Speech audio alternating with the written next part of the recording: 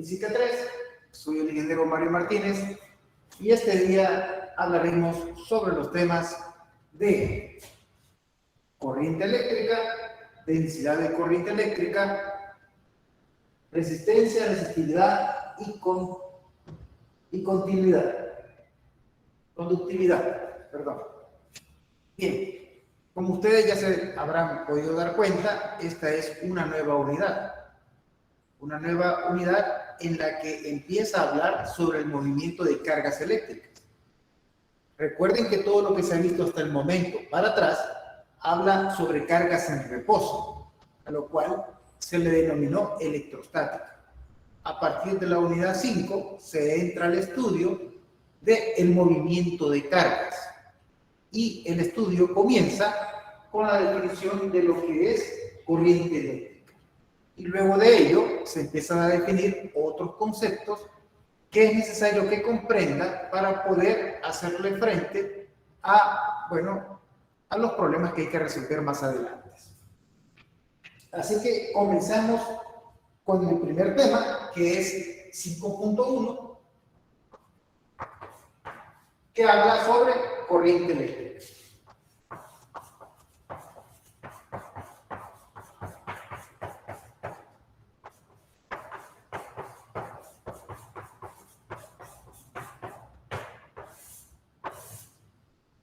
Nuestra historia de la corriente eléctrica comienza imaginándonos un conductor ideal, ¿verdad?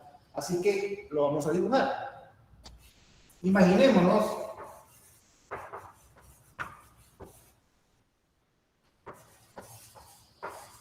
un conductor metálico ideal. ¿Y cómo lo dibujamos? De la siguiente forma.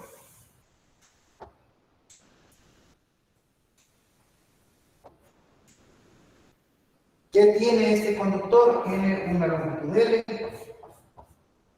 y tiene un diámetro A. Ahora, ¿qué sabemos sobre él?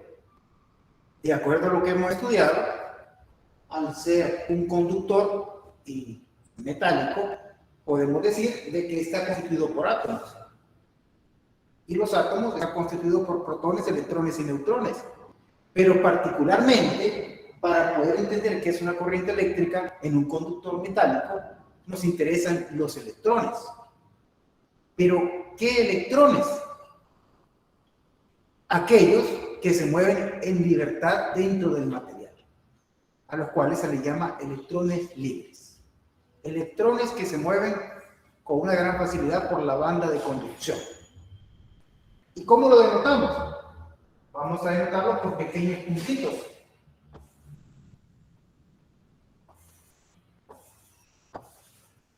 Así, electrones. Pero, ¿qué ocurre ahí? Hay electrones libres, pero su movimiento es aleatorio. ¿Qué significa eso? Significa que este se puede mover por acá, este se puede mover por acá, este lo puede hacer por aquí, este va por acá y este podría hacerlo por aquí, ¿verdad? Es decir, se están moviendo de una manera aleatoria. Como que si fuera un gas confinado a temperatura ambiente. Las moléculas se mueven de una manera aleatoria. Ahora, imaginémonos una superficie que corta perpendicularmente a ese conductor. De tal manera que obtengo algo así.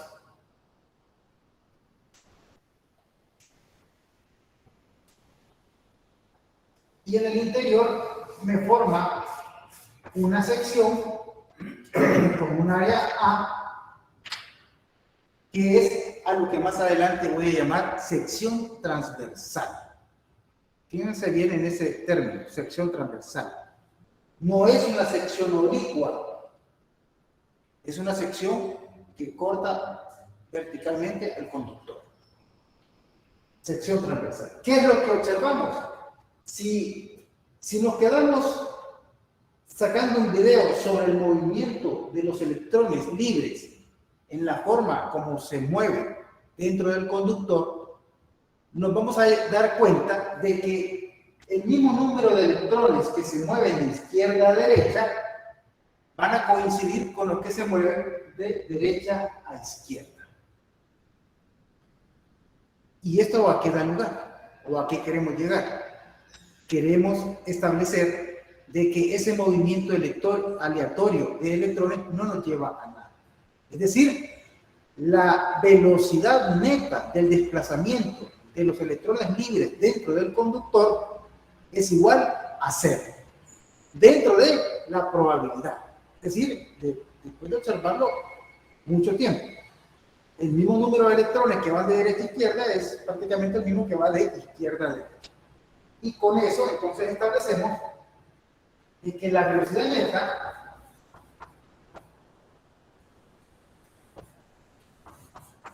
de los electrones libres es igual a cero.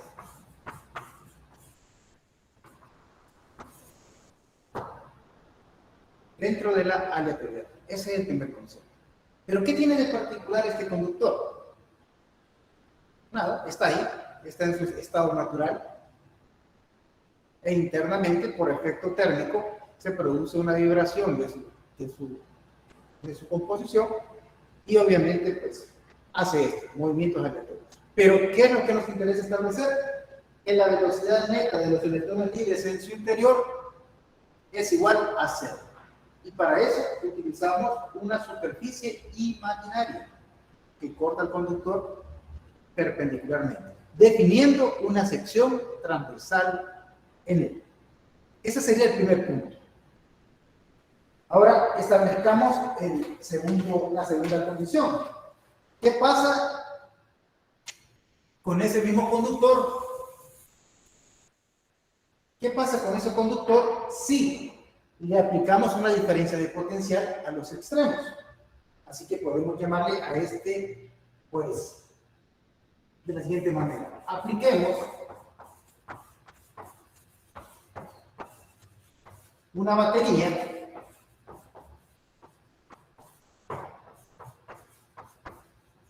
entre los extremos del conductor.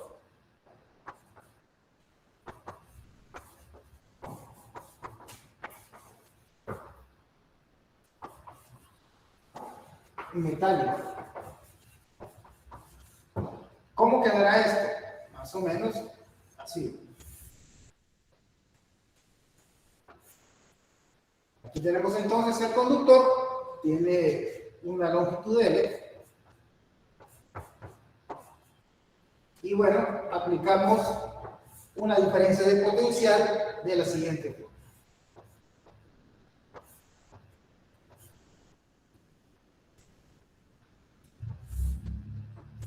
Aquí. Y le llamamos a este voltaje de la batería. Ahora, ¿qué observamos? Fíjense que antes hablábamos de cargas en reposo. Y hablábamos de que esas cargas en reposo separadas generaban campos eléctricos o diferencias de potencial. En este caso, tenemos que la batería aplicada a los extremos del conductor genera dos superficies equipotenciales. Una en el lado del terminal positivo y otra negativa en el lado del terminal negativo de la batería. Ya no estamos en electrostática. ¿Qué producen dos superficies equipotenciales de signo diferente? Produce un campo eléctrico, que como ya sabemos, va de más a menos. Así que dibujamos esto.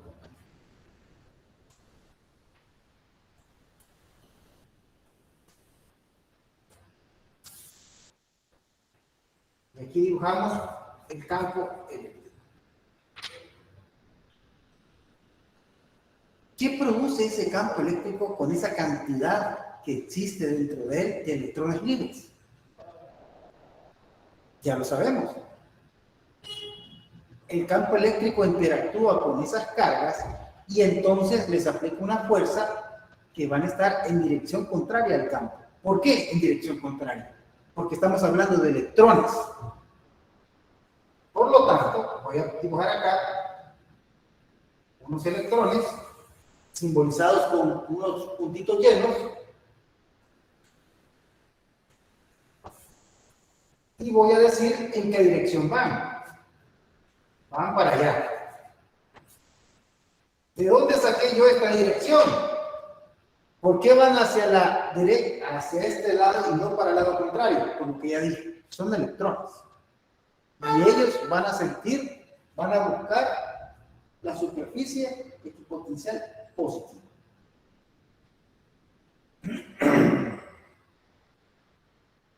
Ahora imaginémonos nuevamente una superficie,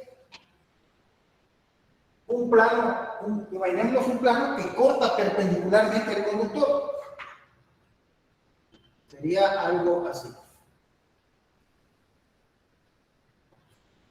Y esto en el corte, en el conductor, me define una sección transversal, que tiene un área A. Fíjense cómo en esta nueva configuración los electrones libres se mueven de un punto a otro, de una manera ordenada. Pero si nosotros medimos esta carga que atraviesa la superficie en un intervalo de tiempo, entonces, y no es igual a cero, entonces vamos a tener una corriente eléctrica. Así tenemos entonces de que la corriente eléctrica es igual a un dQ entre un dt. Y decimos entonces que existe una corriente eléctrica. Pero, entonces, ¿cómo debo de entender yo una corriente eléctrica? En el primer caso, el movimiento de los electrones libres será aleatorio. Y su paso por la superficie imaginaria, desde el punto de vista de la velocidad, era igual a cero, su velocidad neta.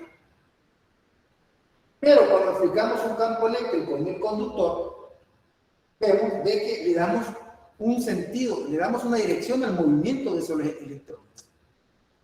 Y en este caso en particular va de menos a más, izquierda a derecha. Ahora, esa corriente se puede ver como un flujo, así como cuando se estudiaban los fluidos, como en el concepto de caudal. Y en este caso usted puede ver que esta corriente que se mueve de un punto A un punto B, que podemos denotar acá, ¿verdad? De un punto A un punto B, pues me define lo que es una corriente eléctrica. Un movimiento de cargas de un punto a otro. Y está definida como dQ entre dt.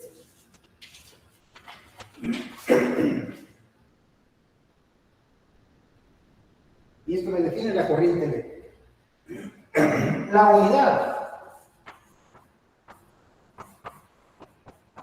de la corriente eléctrica, que se simboliza por una I, son los amperios. En el sistema internacional es el amperio. Y se simboliza con una letra A mayúscula.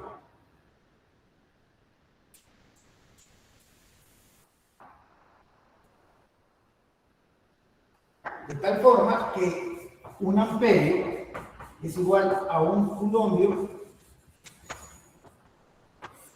por segundo.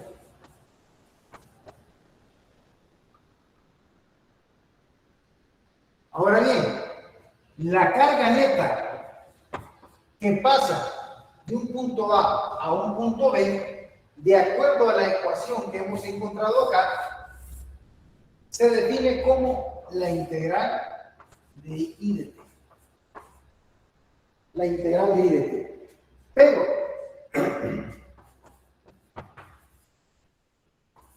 si la corriente es constante, implica entonces de que la carga neta, la corriente va a ser igual a Q sobre T. A Q sobre T. Ahora, aquí hay que hacer unas pequeñas consideraciones y recapitular un poco, en el sentido de que recuerden que estamos trabajando con modelos ideales. En cuanto a qué tipo de conductor estamos usando. Bueno, es un conductor que no va a retener ni va a dejar escapar carga eléctrica, por ejemplo. Y que todo ese movimiento de cargas está encerrado en el material conductor, por eso se llama conductor. Usted debe de recordar que los materiales conductores tienen la característica de tener uno o dos electrones de valencia y eso les da la propiedad de ser, conducir bastante fácil lo que es una corriente. ¿Qué más podemos decir en relación a esto? Que como usted puede ver, en un conductor metálico, lo que se desplazan son los electrones. Considere lo siguiente entonces. Primero, en un conductor metálico, los portadores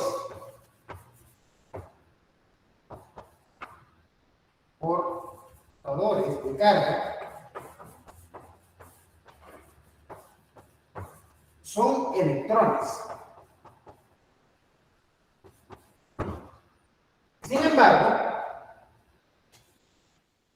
Sin embargo, en un gas conductor,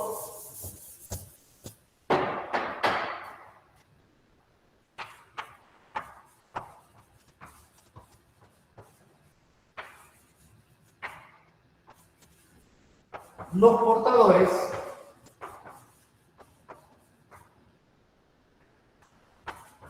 son iones positivos y negativos.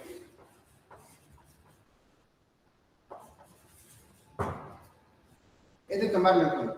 Y esto nos obliga a tomar una convención en cuanto al sentido de la corriente. Y nuestra convención es la siguiente.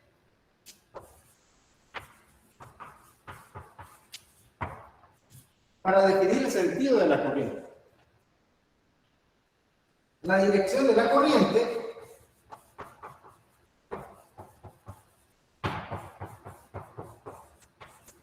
corriente eléctrica es la dirección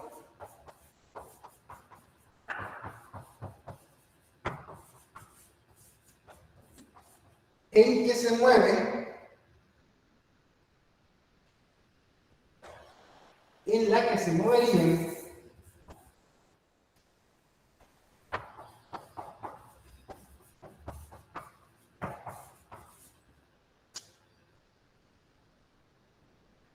las cargas positivas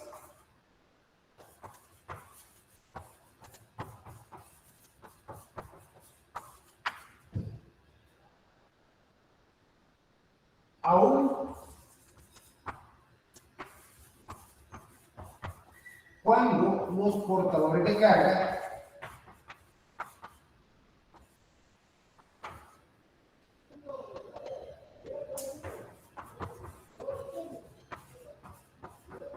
sean negativos. Bien, esta es la convención que vamos a adoptar. Y fíjense bien, porque hay diferentes sustancias que permiten que a través de ellos pueda circular una carga por unidad de tiempo, es decir, una corriente. Pero estamos de alguna manera especificando que para los metales, los portadores de carga son los electrones. No son los núcleos de los átomos, son los electrones. Sin embargo, para conductores gaseosos, Los portadores de carga son los iones. ¿Y qué eran los iones? Bueno, son átomos desbalanceados eléctricamente. Y al tener carga, pues pueden ser atraídos o pueden ser movilizados en presencia de un campo eléctrico. Pero en este caso en particular estamos hablando de dos cosas que se están desplazando. Entonces, ¿qué tomamos como referencia? ¿El movimiento de cargas negativas o el movimiento de cargas positivas?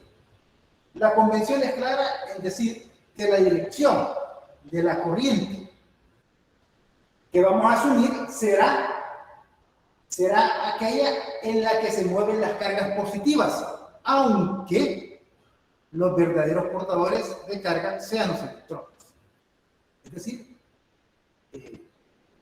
en materiales conductores, electrones con carga negativa.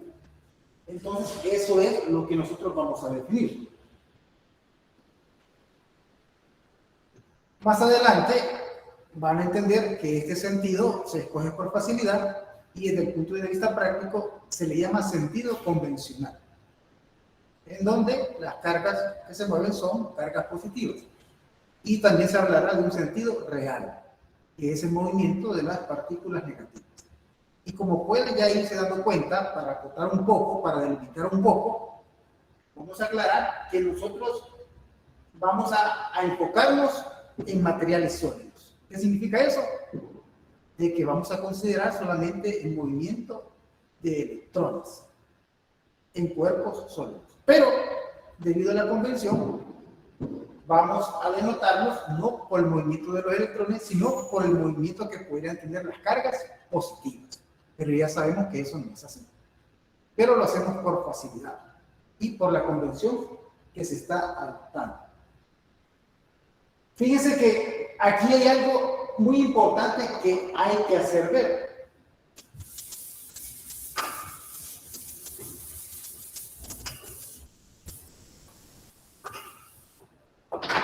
Y es que la corriente eléctrica es un escalar. Es un escalar. ¿Qué significa eso? Es un número. Un escalar, una cantidad escalar, le podemos asignar un número y una unidad. En este caso, 10 amperios, 20 amperios, 1 amperio. Es un escalar. No tiene dirección. Pero muchas veces se confunde la corriente eléctrica como un vector y se trabaja como tal. Y es un grave error. No. Entienda desde ya de que la corriente eléctrica es un escalar. Sin embargo, algunos argumentan que por la forma como este se representa en los esquemas, es un vector. Y ahí nace la confusión. Por ejemplo, de aquí en adelante vamos a representar a los conductores como por un trazo. Por ejemplo, este es un conductor. Aquí tenemos un punto 1. Aquí puedo establecer un punto de conexión y una derivación. Punto 2 y punto 3. Y puedo decir, bueno, por aquí viene una corriente y 1. Y ahí es donde muchos dicen, ese es un vector. No, no es un vector. Estamos hablando de una corriente. Solo que esta corriente va del punto 1 a P. Acuérdense, cuando hicimos el dibujito del conductor. Una corriente es un movimiento ordenado de carga que va de un punto 1 a un punto 2. De un punto A un punto B. No es un movimiento aleatorio. Es un movimiento ordenado. Y esta corriente, cuando llega a este punto P y ve alternativas para poder circular, entonces puede ir para acá. Y esta va a ser la corriente 2 y esta va a ser la corriente 3. No son vectores. Al no serlo, ¿cómo se suma? Algebraicamente. De tal manera que puedo darme cuenta que si esta corriente, si toda esta carga llega al punto P y en el punto P se deriva hacia 2 y se deriva hacia 3, por la conservación de la carga, ¿qué es lo que va a suceder? Va a suceder de que la corriente 1 va a ser igual a la corriente 2 más la corriente 3, algebraicamente sumado. La corriente no es un vector. Algunos pueden entrar en confusión y todavía decir, bueno, no entendí. Y entra uno en punto de conexión y ahora este conductor lo doblo para acá y este lo doblo para acá. Y hago que este es 3 y este 2. La misma corriente que va aquí, entonces se divide en esta de aquí y se divide en esta de aquí. Pero las flechas, recuerde, no dicen que es un vector, solo dicen en qué dirección va el flujo de carga. Y en este sentido, entonces, puedo decir nuevamente de que la corriente 1 llega a este punto, se divide en I2 y se divide en I3. Por lo tanto, por conservación de la carga, esto es igual a I1 más I3.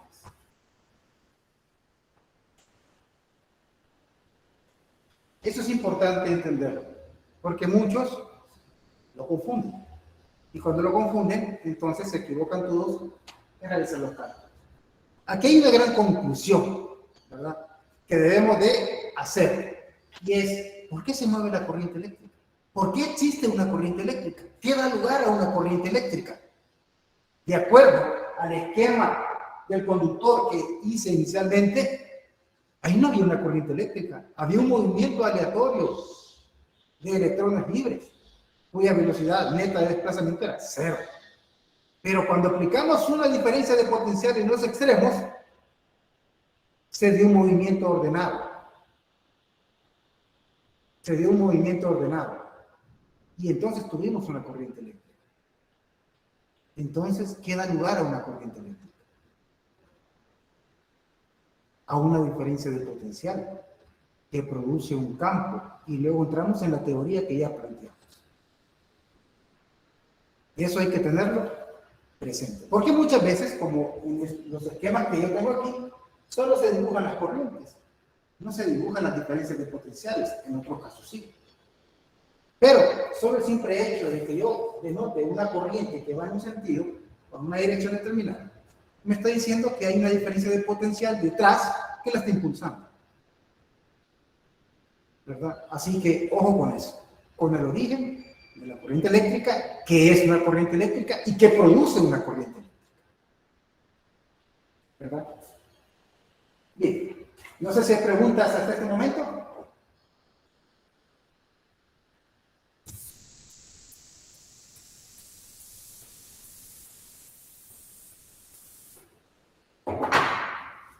¿No hay preguntas?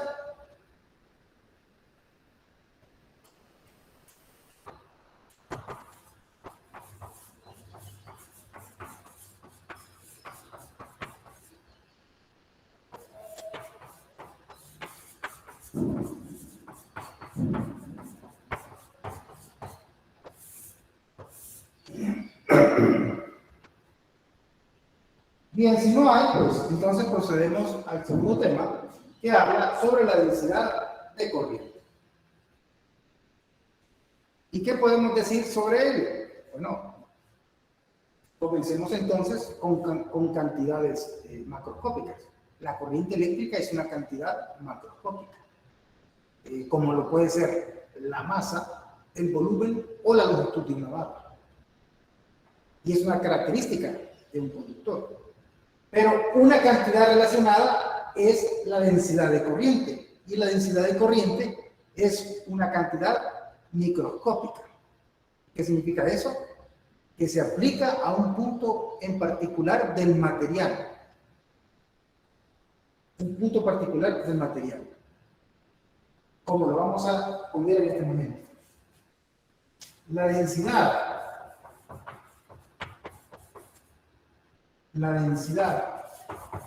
de corriente, que se denota por J, es una cantidad microscópica. Bueno, denota por J es un vector, vamos a adelantarnos, es un vector, y una cantidad microscópica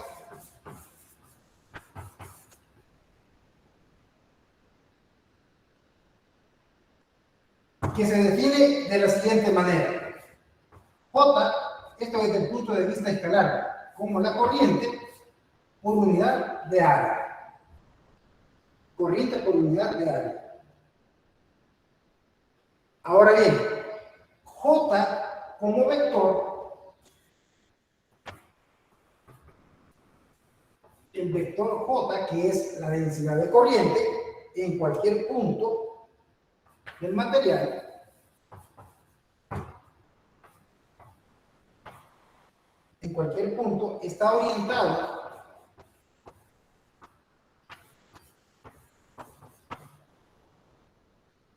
en la dirección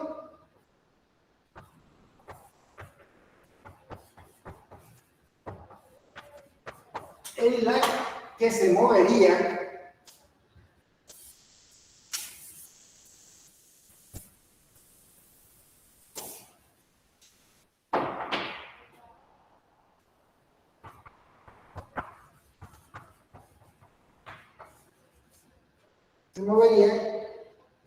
un portador de carga positiva.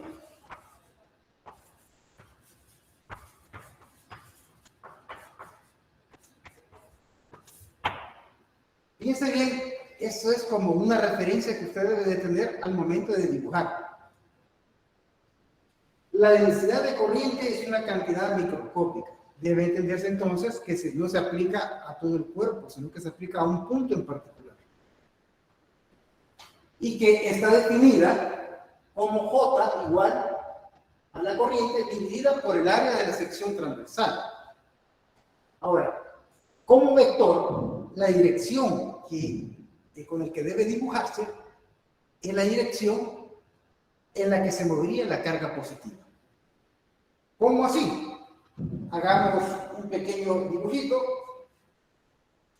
de un conductor. Ahí está, que tiene una longitud de L. Y bueno,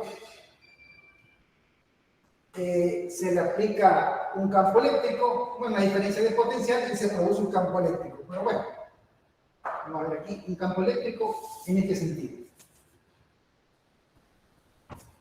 No lo estoy dibujando aquí, lo dibujo afuera para referenciar, para no manchar adentro del conductor, porque ahí voy a colocar los electrones. Y estos electrones, debido a que el campo eléctrico va de este punto a este punto, entonces se mueven en sentido contrario. Y ellos lo hacen a una velocidad que le vamos a llamar v sub t, que como todos sabemos, la velocidad también es un vector. Pero este vector está señalando la dirección en la que se desplazan los electrones. Ahora, ¿a dónde dibujo? ¿Para qué dirección dibujo el vector densidad de corriente? Bueno, lo tendré que dibujar en el sentido en el que se moverían las cargas eléctricas, que sería para acá. Sería para acá. Ahora, ¿para dónde se mueve? ¿Para qué dirección tiene la corriente? ¿Qué dirección tiene la corriente? Por convención, hemos adoptado que la corriente eléctrica va en la dirección en la que se moverían las cargas positivas. Por lo tanto, la corriente eléctrica va para acá.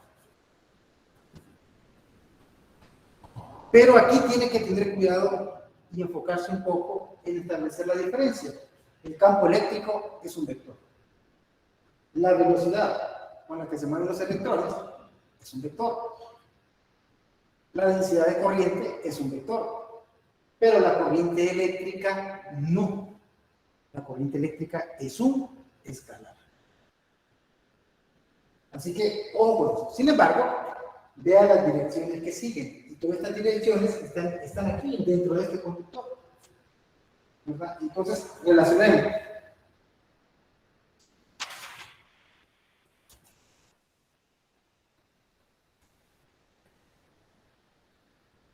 La corriente eléctrica,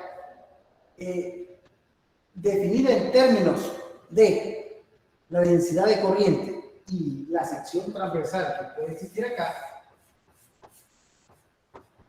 se define como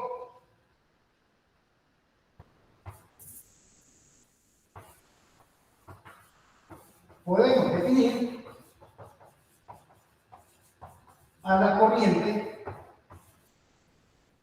como la corriente es igual a la integral del vector J multiplicado por un diferencial de área. Y aquí entonces tenemos la otra expresión, en donde puede verse de que la corriente eléctrica es un escalar, porque es el resultado de efectuar un producto punto entre dos vectores.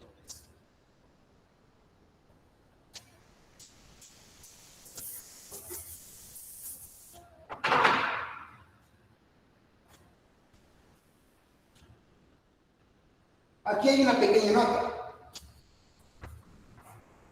que hay que tomar en cuenta también al momento de calcular la corriente, porque como usted sabrá, el producto punto puede dar como resultados valores positivos, negativos y cero. Entonces,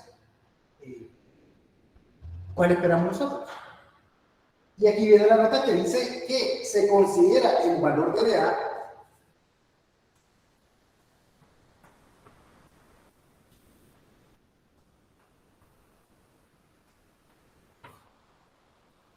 del diferencial del vector de A es perpendicular. Este símbolo significa perpendicular. Bueno, por lo menos para mí.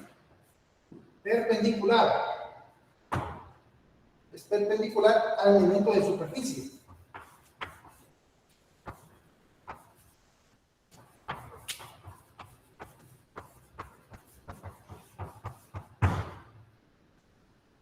De modo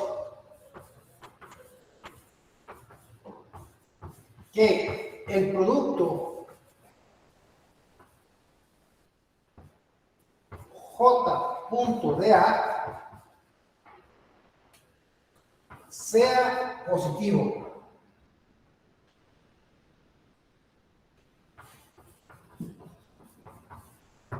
Sea positivo. ¿Qué significa eso?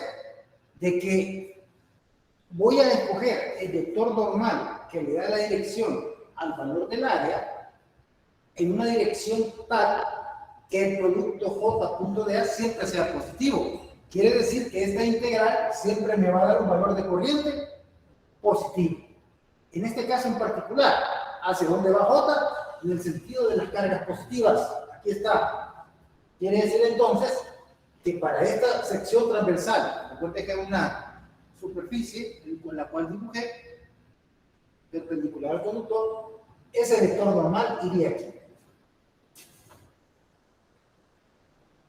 Y este vector normal, teniendo la misma dirección del vector densidad de corriente J, entonces me daría un producto punto positivo. Y un escalar positivo. Porque la corriente es un escalar. Hay que tomarlo en cuenta. Ahora bien, hagamos un nuevo esquemita.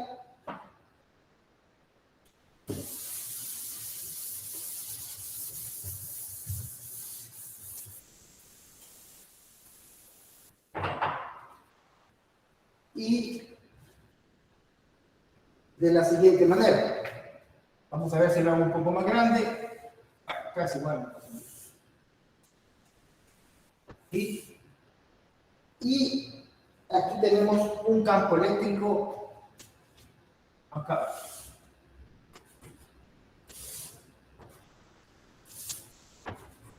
Tenemos un campo eléctrico. Si se fijan, no estoy dibujando las diferencias de potencial en los extremos del conductor. Al dibujar el campo eléctrico en su interior, pues lo que estoy diciendo en cierta manera es que ya existe una diferencia de potencial. Si no existe una diferencia de potencial, no hay campo eléctrico. ¿Verdad? Entonces, ahí está. Pero ¿qué pasa con los electrones? Bueno, ya dijimos que los electrones, al aplicar una diferencia de potencial o al estar en presencia de un campo eléctrico, entonces experimentan una fuerza, interactúan con el campo a través de una fuerza, sienten una fuerza que les lleva en sentido contrario. Así que esta va a ser la fuerza. Pero, ¿qué valor tiene esa fuerza? es igual a menos Q por el campo eléctrico. Recuerde que el signo negativo, en cierta medida, lo que me está diciendo es de que la fuerza tiene una dirección contraria a la dirección del campo eléctrico. Pero ahí está. Entonces, el campo eléctrico ejerce una fuerza que es igual a menos Q por E. Pero esta no produce, de acuerdo a la segunda ley de Newton, una aceleración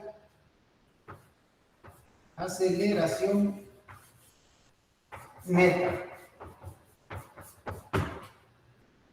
No produce una aceleración neta. ¿Por qué? Ya vamos a explicar por qué. De acuerdo a la segunda ley de Newton, si aplica una fuerza sobre una partícula, pues va a desarrollar un movimiento acelerado. Pero, como vemos ahí, el electrón se le aplica una fuerza al interactuar con el campo. Sin embargo, estamos diciendo de que no experimenta una aceleración neta. ¿Por qué? ¿Por qué? Y es porque los electrones, dentro del material, que se desplazan de un punto a otro, constantemente están chocando con los átomos del material. Y en cada choque están dejando parte de su energía en la red constitutiva del material, que después se traduce en una elevación de temperatura. Pero no nos interesa eso ahorita. Nos interesa de que los constantes choques que tienen los electrones libres que se desplazan hace de que en promedio se desplace a una velocidad constante. A una velocidad constante. ¿Cómo puede ser eso? Si usted se recuerda de cuando estudiaban los fluidos, soltábamos un cuerpo que era acelerado por nuestro campo gravitacional sobre un recipiente con aceite, por ejemplo. Y cuando este entraba sobre un recipiente con una sustancia viscosa, al momento de entrar al aceite, se miraba que aceleraba un poco, pero luego bajaba con velocidad constante. Lo mismo ocurre aquí. Lo mismo ocurre aquí. Esos electrones experimentan una fuerza, pero no tienen una aceleración neta, producto de que en cada choque dejan parte de su energía cinética y en promedio se mueven a una velocidad constante. Una velocidad constante. Así que dependerá mucho del medio en donde estén esos electrones. Vamos a ver.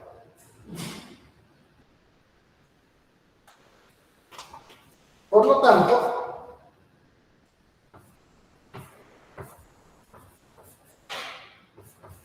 los electrones adquieren una velocidad de arrastre.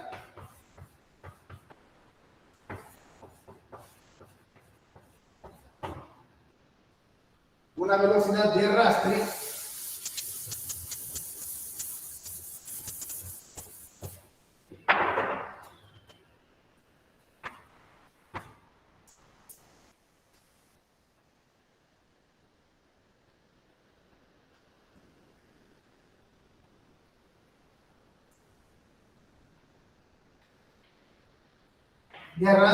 que le vamos a llamar BD. Que le vamos a llamar BD. Constante promedio.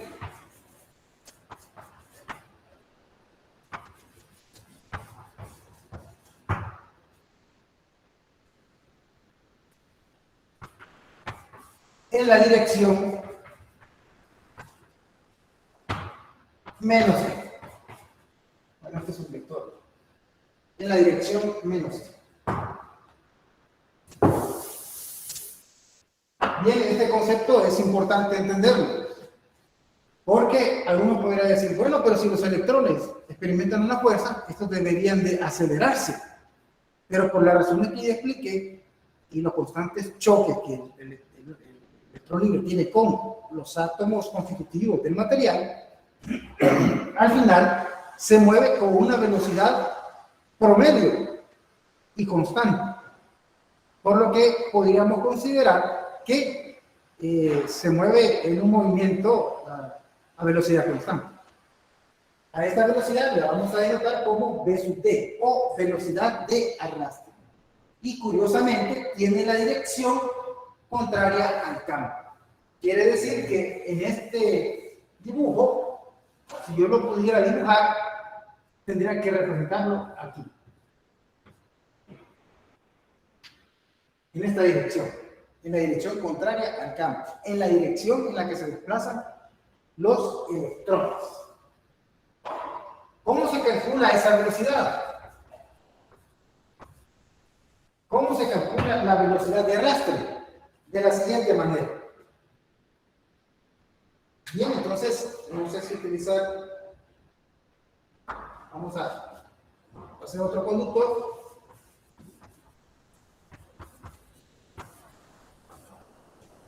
Dado el conductor, entonces, aquí, y bueno, dibujamos un campo eléctrico que va para allá. Por lo tanto, los electrones van para acá con una velocidad que debe. Obviamente, el conductor tiene una longitud L y tiene, pues, un diámetro D y obviamente define una sección transversal A. Eso es lo que necesitamos. Ahora, la densidad de corriente, ¿en qué dirección va? En el sentido en el que se mueve la carga positiva. ¿Qué otro dato necesitamos? ¿Hacia dónde se movería la velocidad de arrastre? Como ya la dibujé aquí, iría para acá. La velocidad de arrastre. Ahora viene lo que es el análisis. Para poder determinar la velocidad con la que se desplazan los electrones libres, necesitamos saber cuántos electrones libres tenemos en este material. Si asumimos de que este material es cobre para efectos de cálculo, bueno, que no lo necesitamos, pero bueno, podríamos decir que tiene un electrón libre por cada átomo. Así que nos sale bastante fácil la relación. Y eso me suena a cuando comenzamos con la primera unidad, naturaleza eléctrica de la materia, y en determinar cuántos átomos tiene un material. Y vamos por esa ruta. De tal manera que el número de electrones libres vendría a ser igual a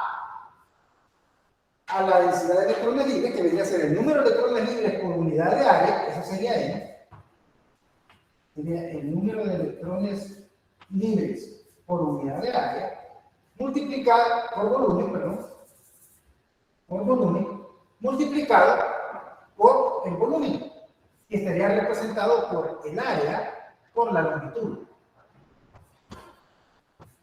El área por la longitud. ¿Vamos bien ahí? Bien, con esto tengo el número de electrones libres y ahora determino lo que es la carga. ¿Qué carga se desplaza? Pues tendrá que ver con el número de electrones libres y la carga elemental.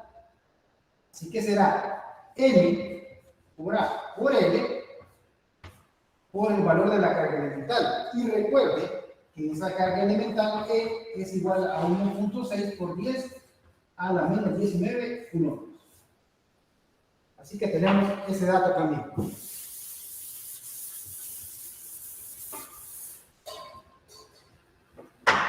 Tenemos ese dato también. Seguido de eso, hemos dicho de que los electrones se mueven libres con una velocidad de arrastre. Y esa velocidad de arrastre es constante. Así que yo puedo determinar entonces de que la velocidad de arrastre, ¿a qué va a ser igual? A L entre T. Pero me interesa saber, en cierta medida, el tiempo. Así que el tiempo va a ser igual a L entre DD. Y ya vamos a saber por qué. ¿Por qué lo pongo de esta forma? Considerando entonces de que DD es constante. es constante.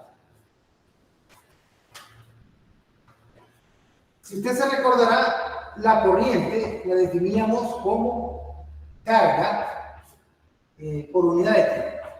Así que podemos decir de que la carga que se está desplazando es igual a esto, que sería N por AL por la carga elemental. Número de electrones libres por volumen, área, longitud del conductor y valor de la carga elemental. Y el tiempo es igual a L entre la velocidad de arrastre. Y ahí, ¿por qué le expresamos? Expresamos el tiempo en función de V. Hacemos una pequeña operación y nos vamos a dar cuenta que esta L se va con esta L. Y al final, entonces, me queda que la corriente va a ser igual a ¿qué? A BD por NA por E. Me interesa el valor de la velocidad de arrastre de espejo BD y me va a quedar que es igual a la corriente sobre N por A por E. Pero observe este detalle. La corriente dividida por el área me recuerda a J, que es la densidad de corriente. Por lo tanto, BD va a ser igual a J, la magnitud de J, dividido por N por N por E. ¿Cuál es la moraleja de esto? Bueno, si sabemos la densidad de corriente, el número de electrones libres en el material y el valor de la carga elemental, podemos saber a qué velocidad se mueven los portadores de carga. Que sería la misma velocidad que podemos decir se mueve la corriente eléctrica. Que para los conductores es bastante baja, como ya lo vamos a demostrar.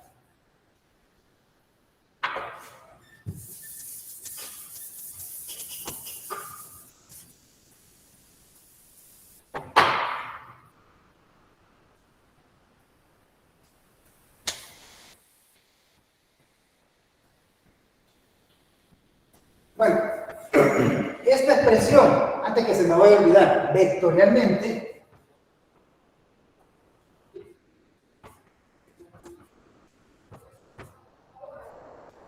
es igual a J igual a N por E por V. Pero, si usted puso atención, me dará la razón cuando decíamos de que el vector J va en la dirección de la carga positiva y la velocidad de arrastre va en la dirección de la carga de los electrones. Quiere decir que tienen dirección contraria. Por eso es que a esta ecuación se le agrega signo menos para poder relacionar ese movimiento que se mueve en direcciones contrarias. Ahora sí, hagamos un problema.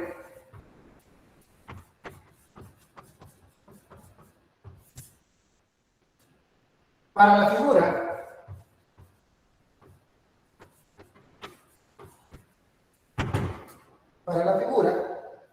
tenemos un bloque de un conductor de aluminio al cual se le conecta un pedazo de alambre de cobre. Este tiene un diámetro de 2.5 milímetros y este tiene un diámetro de 1.8 milímetros.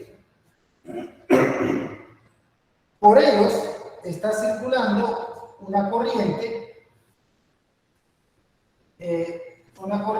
igual a 1.3 amperios. Recuerden, la corriente es un escalar. Y lo que se me pregunta es ¿cuál es la densidad de corriente de cada de cada alambre.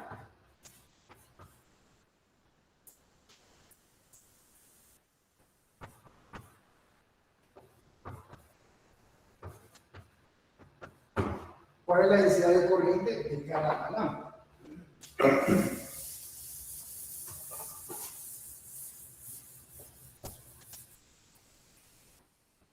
Y literalmente lo que tenemos que hacer es aplicar la fórmula como lo hemos visto. Hagamos unas pequeñas recapitulaciones de esto. Este pedazo de conductor, como usted puede ver, tiene un mayor diámetro, por lo tanto tiene una mayor sección transversal que lo que tiene el cobre, ya que tiene 2.5 milímetros de diámetro y el cobre tiene 1.8. Como usted puede ver, la corriente eléctrica indistintamente de estos parámetros geométricos es la misma en los dos. Es la misma en los dos. ¿Por qué? Bueno, usted recuerde cuando estudiaba las tuberías en mecánica de los fluidos. Teníamos dos tuberías de diferente diámetro, pero lo que cambiaba era que en el de mayor diámetro la velocidad era más lenta y en el de menor diámetro la velocidad con que circulaba el fluido era mayor. La velocidad aumentaba. Pero el flujo o el caudal en las dos tuberías era el mismo. Entonces, en este caso, el símil sería que la corriente viene a ser lo que es el caudal en una tubería. Un caudal viene a ser, bueno, litros por segundo y aquí viene a ser coulombios por segundo. Coulombios por segundo. Así que la corriente, indistintamente de los diámetros de los conductores, siempre va a tener el mismo valor. De hecho, si tuviéramos un instrumento de medición y midiéramos la corriente en este conductor que es de mayor diámetro, me daría el mismo valor que si lo midiera en el cobre. ¿Verdad? Así que pongámosle atención a ese detalle. Bien, para calcular la densidad de corriente en el aluminio, hacemos lo siguiente. Para el aluminio, entonces ponemos de que J para el aluminio va a ser igual a la corriente que pasa por él dividido por el área del aluminio. De tal manera que esto va a ser igual a la corriente sobre el área del aluminio. ¿Y eso a qué es igual? Pi cuartos del diámetro del aluminio al cuadrado. ¿Correcto? De tal manera que cuando desarrollamos esto, decimos 1.3 amperios y cuartos, el diámetro del aluminio es 2.5 milímetros, 2.5 por 10 a la menos 3 metros, y esto es cuadrado.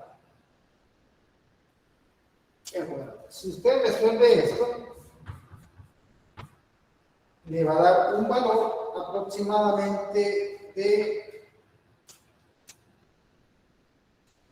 2.6 por 10 a la 5 amperios por metro cuadrado. Puede ver que es un valor bastante grande, pero si lo expresamos en amperios por centímetro cuadrado, tendríamos que hacer la conversión. De que un metro es igual a 100 centímetros, esto lo llevo al cuadrado para eliminar este n cuadrado, y el resultado sería que es igual a 26 amperios por centímetro cuadrado.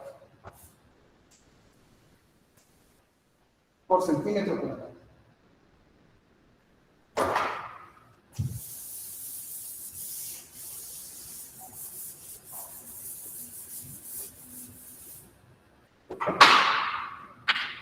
Si hacemos el mismo procedimiento para el cobre,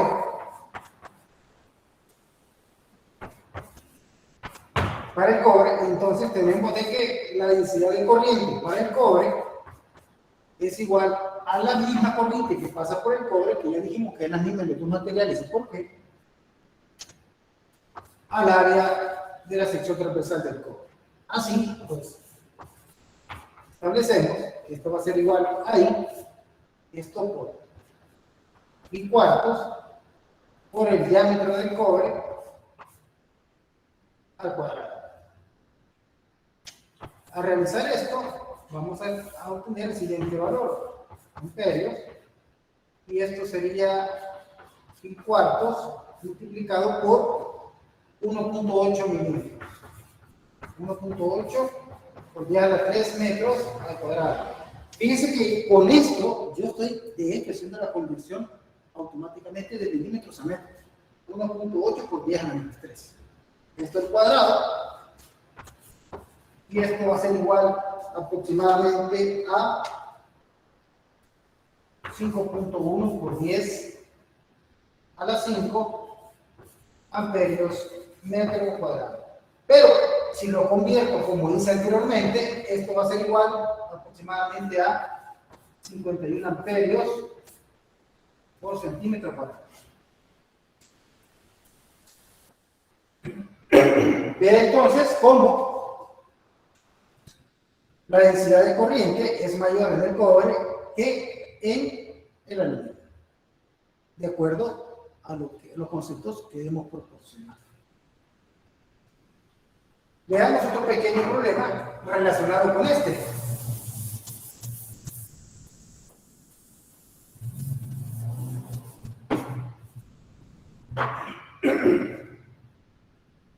Y le vamos a llamar B. B. ¿Cuál es la velocidad de arrastre del cobre? ¿Cuál es la velocidad de arrastre del cobre? Bueno, recordamos entonces de que la velocidad de arrastre se define como J por M por E. Recordamos que es cada cosa. J, densidad de corriente, que ya la tenemos, 51 amperios por centímetro cuadrado, pero aquí hay que tener cuidado con las unidades. Ojo. M es el número de electrones libres en el material por volumen, y E es la carga elemental. Y ya está. Entonces trabajemos con esto. Encontremos M. Aquí se aplica una relación de la densidad del número de electrones libres por volumen con el número de Avogadro. Y la densidad del material, que sería cobre, con la masa molecular del cobre o el peso molecular. Quiere decir que lo debemos de tener disponibles por ahí. De aquí despejamos M y me va a dar que es igual a la densidad del cobre por el número de Avogadro dividido por la masa molecular del cobre. Hasta este momento no hay que afligirse porque esos datos los podemos encontrar. Ya se los voy a escribir.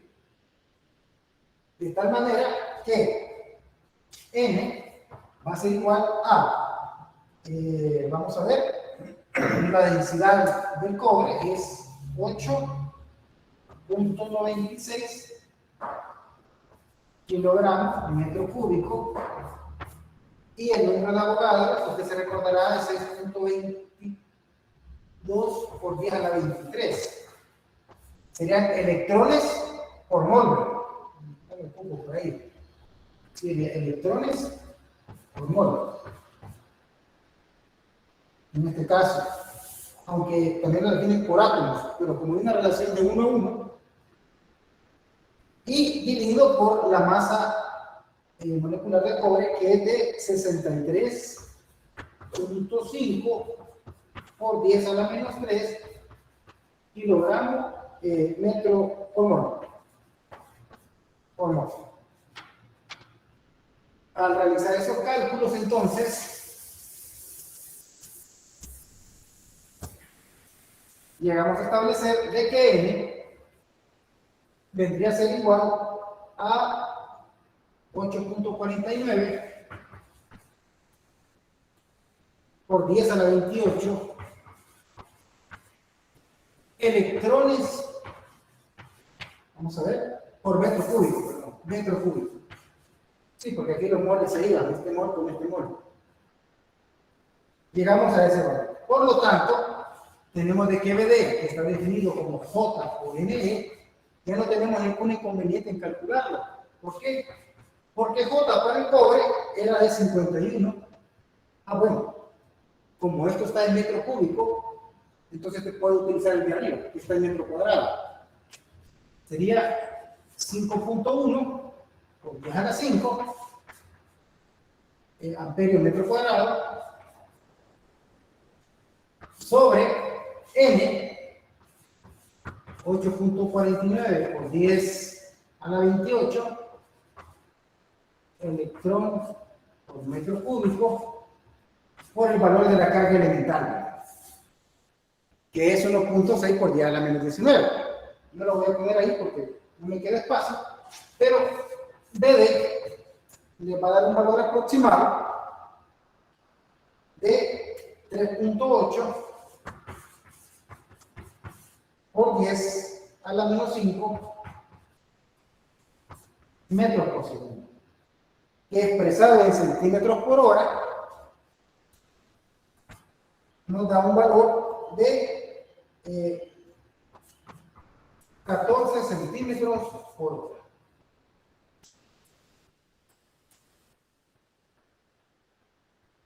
¿Qué implica esto? Esta es la velocidad en la que se mueven los electrones dentro del conductor. Ojo, ojo, ojo, ¿verdad? Pero ¿qué significa eso? Bueno, que uno diría, bueno, la corriente y la acción de la corriente es instantánea. Pero ¿qué podríamos decir de una manguera cuando usted está regando el jardín?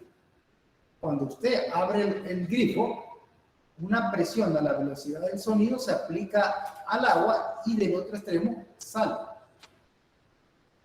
Casi instantáneamente. Pero la velocidad de la sustancia agua no es tan rápida. Así que hay que diferenciar una cosa de la otra. Bueno, entonces, continuemos entonces con el tercer tema, que es 5.3, que habla sobre resistencia.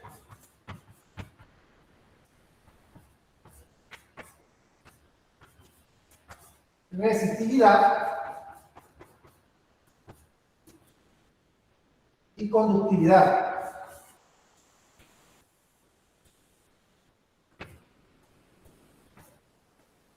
Y conductividad.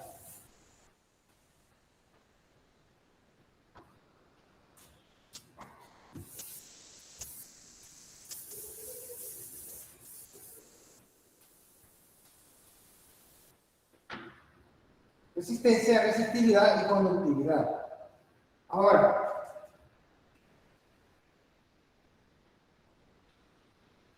hay que entender de que hay ciertos materiales que permiten que por ellos circule una corriente eléctrica con facilidad, pero también hay otros que dificultan mucho a que circule por ellos una corriente eléctrica o una carga. A los primeros se les llaman conductores y a los segundos se les llaman aislantes. Y sus propiedades son utilizadas en el mundo en que vivimos de acuerdo a cómo ellos se comportan. Ahora, la resistencia es una propiedad del conductor.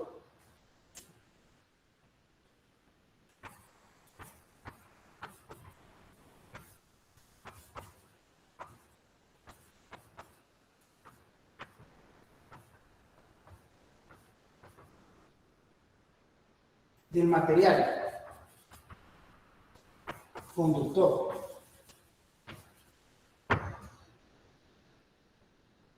¿Verdad? Y se calcula y se determina a través de R es igual a B entre I. ¿Cómo así? Tengo un conductor, un material conductor, le aplico una diferencia de potencial y dependiendo del voltaje que se tenga aquí y la corriente que circule,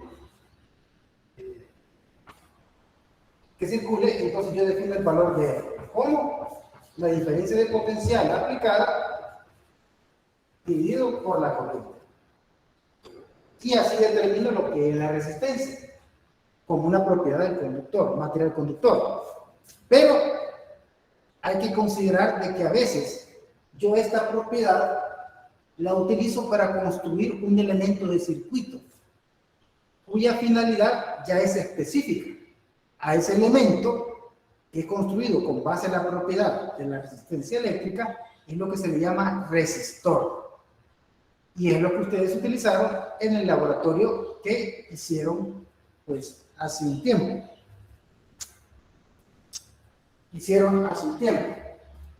Ahora, la unidad de la resistencia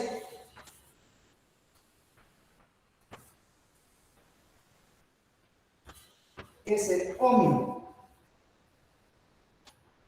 y se simboliza con la letra griega omega. Se simboliza con la letra griega omega.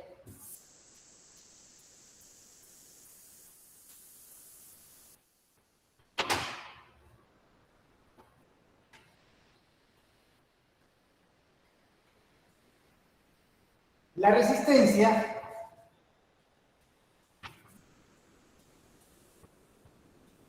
denotada por R es una cantidad macroscópica.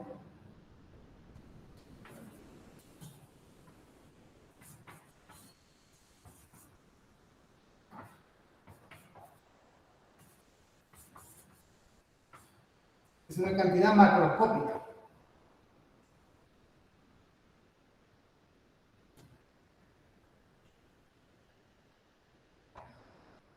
Por otro lado, tenemos la resistividad relacionada con la resistencia.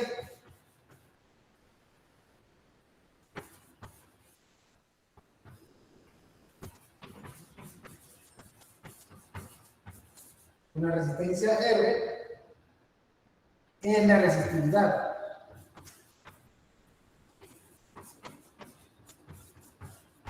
Que simbolizamos con la letra griega ρ.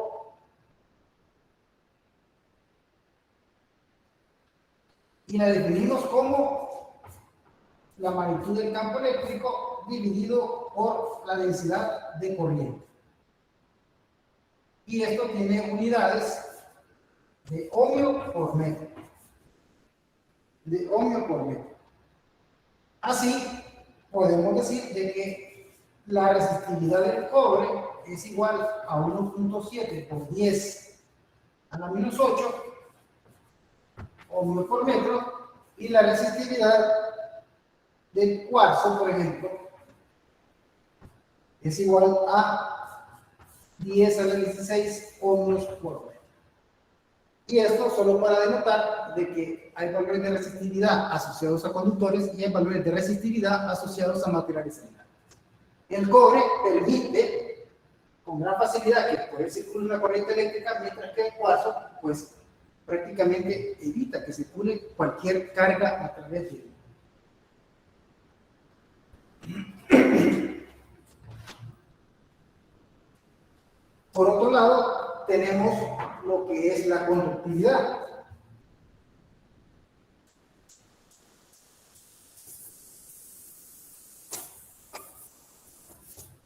Tenemos lo que es la conductividad.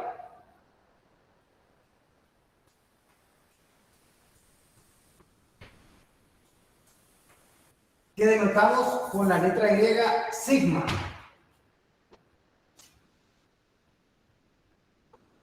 Y cuyas unidades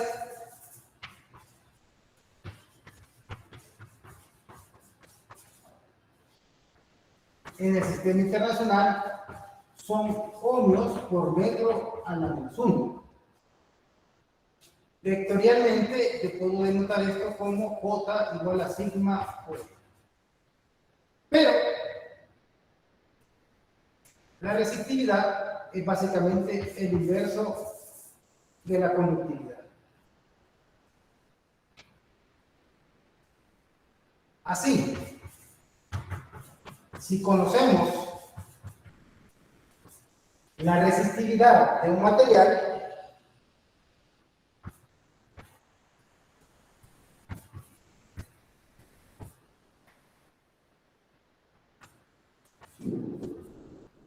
podemos calcular R.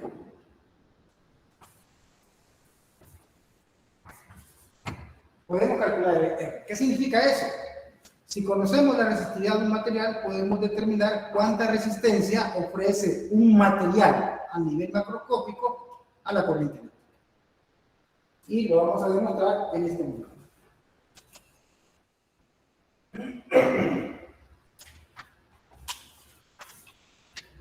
La resistividad se define como el campo eléctrico entre la densidad de corriente.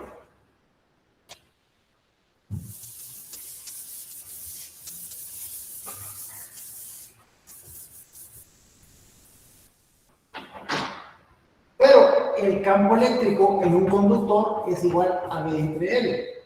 Ojo con esa expresión. B entre L. Recuerda que la diferencia de potencial es igual al campo eléctrico por la longitud del conductor. Hoy lo estamos utilizando como que el campo eléctrico es igual al potencial entre L. Y por lo visto, J es igual a la corriente entre A. Si sustituimos eso allá en la resistividad, obtenemos que B entre L dividido por la corriente entre A. La corriente entre A. Entonces, si yo hago esto, me va a quedar E por A, y aquí me va a quedar I por L. I por L. De tal manera que la resistividad va a ser igual que B entre I. Ya lo habíamos definido, ¿verdad? Era el valor de la resistencia. Así que me va a quedar que es igual a R por A dividido por L. Si yo despejo esto, obtengo el valor de R, que va a ser igual a la resistividad por L dividido por A. Esta expresión, esta fórmula, es una expresión muy práctica para poder calcular la resistencia que representa un conductor en función de qué tan largo es y qué sección transversal tiene, dependiendo de qué material es. Si es aluminio, cobre, hierro, etcétera, etcétera. Es un valor una fórmula bastante útil y tiene grandes aplicaciones prácticas. Bien, hagamos un pequeño problema de este.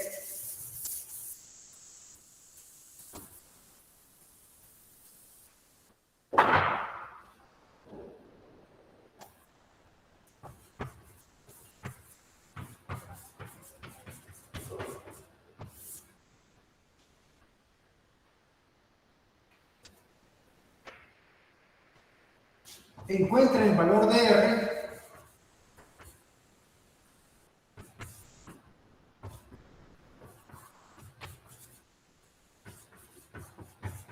medida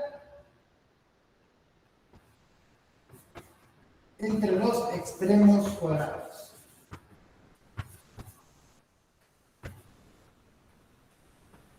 Esto porque está haciendo referencia a un pequeño pedazo de material que tiene una longitud acá de 1.2 centímetros y acá pues 1.2 centímetros y aquí tiene una longitud de 15 centímetros. Entonces voy a medir la resistencia desde este punto y este punto. A, B. ¿Quién es la sección transversal? Es esta. ¿Cuál es la longitud? Es esta.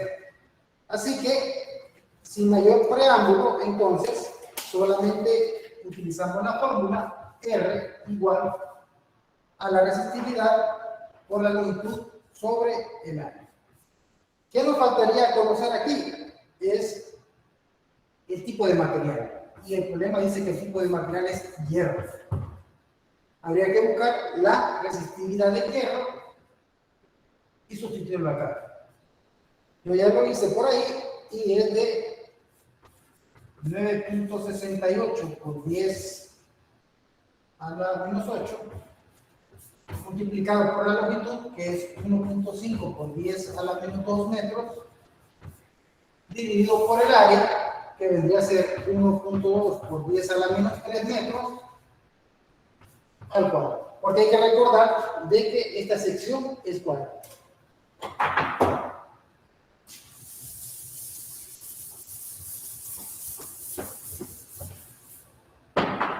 El resultado de la resistencia es igual a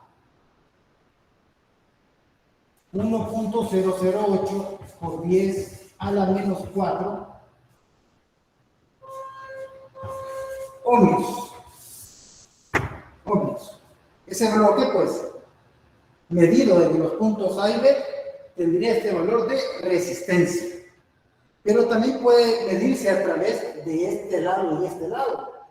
Y tendría un valor de resistencia diferente. Así que el valor de R dependerá mucho de dónde se mide. Y para terminar, vamos a analizar cómo varía la resistividad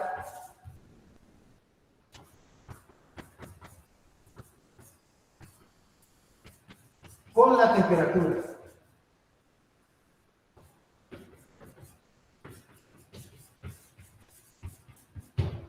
¿Cómo varía la resistividad con la temperatura? Experimentalmente,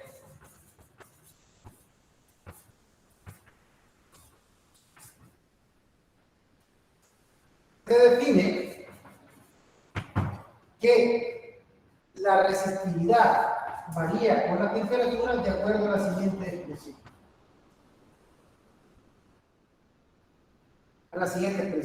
Donde alfa es el coeficiente medio de la resistividad.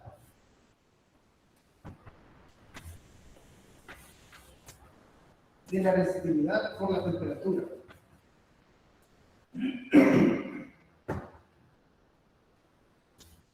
Este es la resistividad inicial, que puede ser la temperatura ambiente. Este es la resistividad final a una temperatura superior o inferior, y depende de la variación de temperatura. En todos los libros de física, pues se provee una tabla de valores del coeficiente alfa, ¿verdad? Para evaluar. ¿Qué indica esto? Indica de que la resistencia de un conductor puede aumentar o puede disminuir dependiendo a la temperatura en la que se someta. ¿De qué va a depender eso? Del material. Cada material tiene un valor de coeficiente de resistividad promedio con la temperatura, ¿verdad? El cobre va a incrementarse de una manera diferente como lo podría hacer el aluminio. Todo dependerá de este valor. Bien. Fíjese de que si usted multiplica a esta resistividad por L dividido por A, obtiene el valor de resistencia. Si multiplica aquí y aquí, ¿verdad? Para mantener la igualdad. Rho cambia por el valor de R, que es el de la resistencia. Pero bueno, eso se lo dejo a ustedes como un dato curioso. Bien, estos eran los temas que les traía. Espero que les sirva para el estudio y para el aprendizaje de la asignatura de Física 3.